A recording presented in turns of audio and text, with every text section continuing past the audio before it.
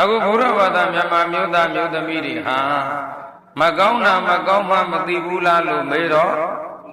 သိသားပဲ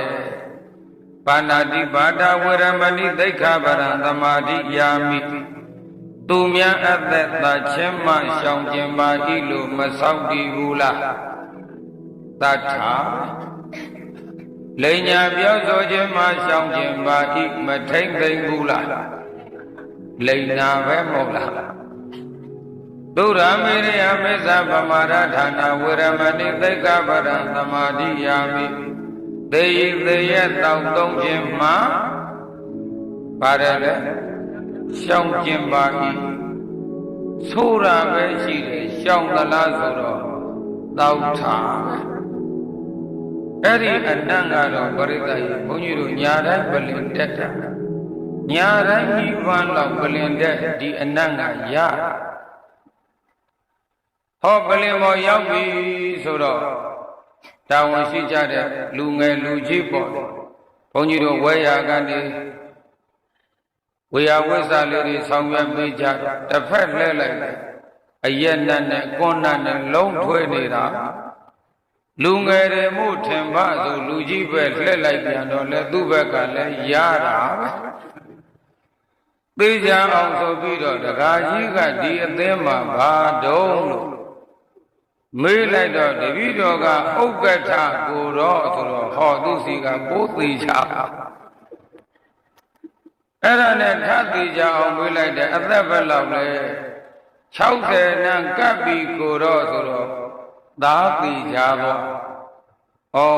ဩဥက္ကဋ္ဌကလည်းတောက်တာပဲဖရာလူကြီးကလည်း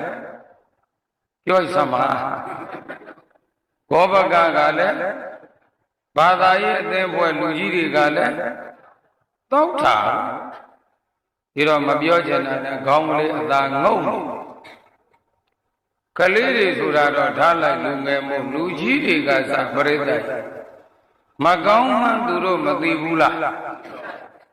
ထပ်မလုပ်ဘူးလားဒီတော့ဘယ်တော့ကောင်းတော့မှလဲ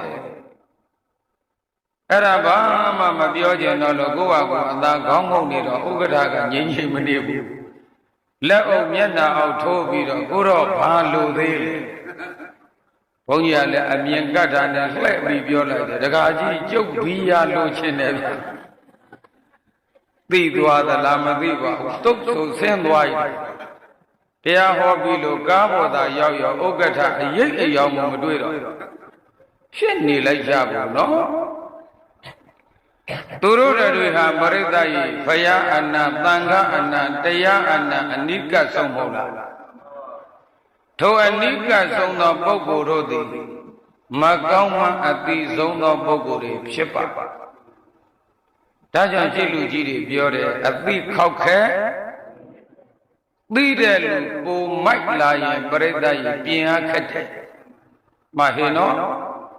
ညီငယ်ညီမငယ်တူမရွယ်လူငယ်တွေကမှတ်ပါဒီစကလုံးလုံး